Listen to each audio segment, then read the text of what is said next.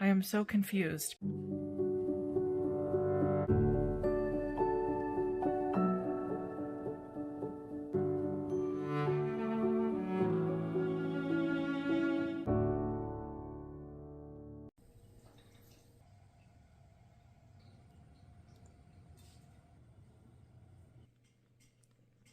So we have our nuptial translucency scan this morning at 8 a.m.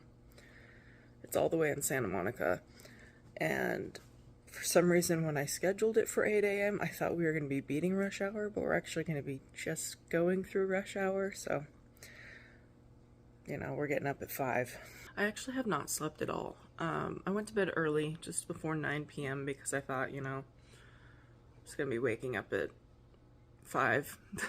So, yeah, my body was like, hey, it's 1:45, let's do this thing. So I laid awake for hours and hours, and then at some point, it's just going to be more detrimental if you fall asleep, like, shortly before your alarm, so I just decided to turn on the lights and come back to life. My pregnancy insomnia this time around has been out of this world. Like, I think with Kaia and Kameron, I would wake up like 4 a.m., which is not bad, because then I would just start my day early and it would have a nice productive day. But this pregnancy, I am consistently waking up at like 1, 2 a.m. and I cannot go back to sleep until it's almost light out, and then I have to get up anyway because my son's getting up. So yeah, I've been tired. I'm really hoping second trimester I'll get more sleep. We're entering the second trimester this weekend. I have really terrible anxiety. It just comes in waves. I'll have a scan, I'll be great for a few days, and then it's like fear. And I did not have this while I was pregnant with Kameron. And Kameron and I were talking about it last night, and he was saying, like, I don't understand, because you were definitely not this anxious with Kameron. And I think the reason why I'm so much more anxious with this pregnancy is because now that I have a living child, I really do know what I would be missing, Like, there's only so much I can guess with not having a living child. Like, when I lost my daughter, that, like, what could I have missed, But having a living child now, I really truly know what the possibility is for that baby to become a human and, a person. So I think it's just like, like so much more anxiety, because I really do know this time around what I would be missing if I lost another child. Anyway, I just checked the traffic, and it already bumped up from 56 minutes to an hour and a half. So we gotta get out of here, like, right now.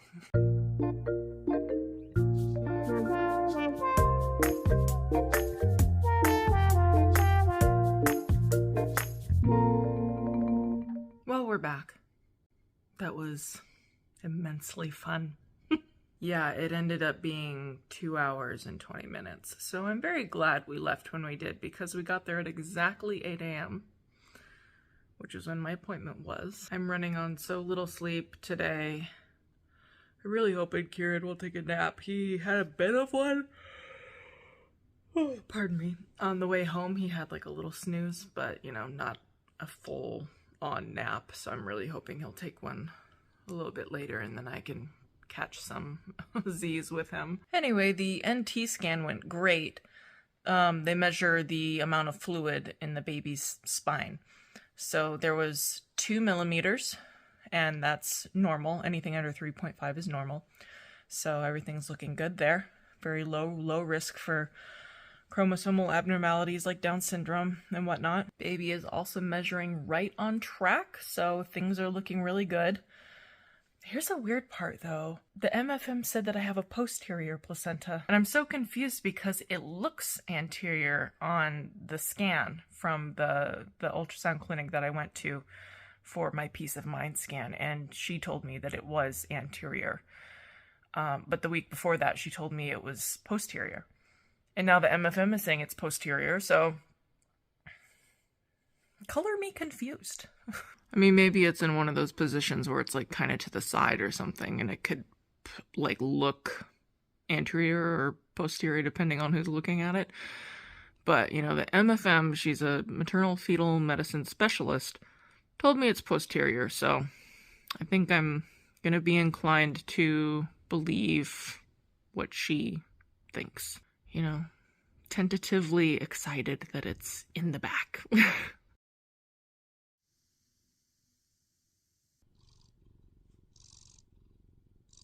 I know y'all don't see her very often, but this is our special needs kitty. She has a condition called IFC or FIC, where any type of stress can give her really bad urinary tract infections, and they're painful for her. So she stays in our room. She's also extremely weird and refuses to touch litter, like it's a sensory thing for her.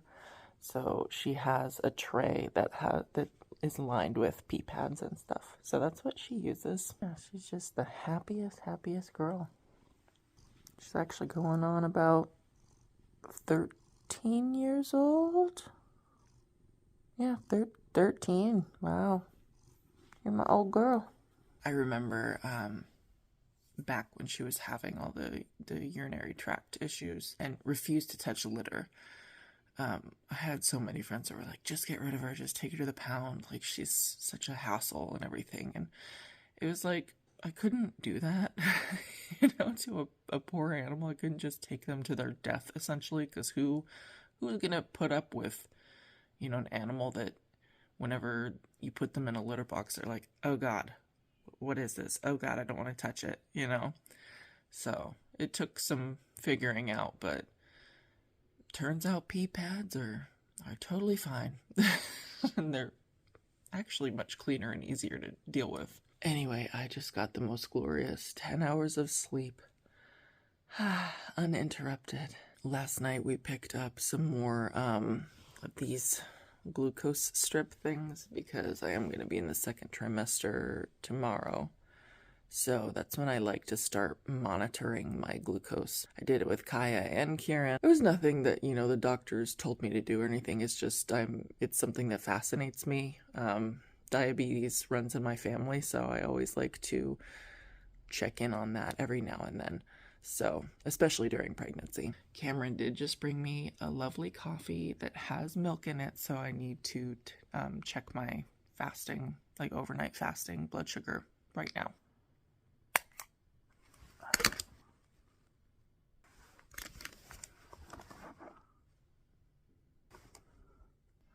Okay, 92. It's a little bit more elevated than I'm used to. I'm used to seeing numbers like 80 to 85. But my fasting number last night, I think, was 83. Let me check. Yeah, 83 last night before dinner. Anyway, that's not bad. Cheers. So I'm going to show you guys a few things that I got for, like, props for our, announcement photo shoot. I cannot think right now. Oh my gosh. Down this elixir of life. So I got this cute little letter board for Kieran's photo, and then I found some gold pine cones, and I think I'm gonna use a string of lights that I have in my home, like just some warm white lights somehow in the photo. And there's a tree and everything.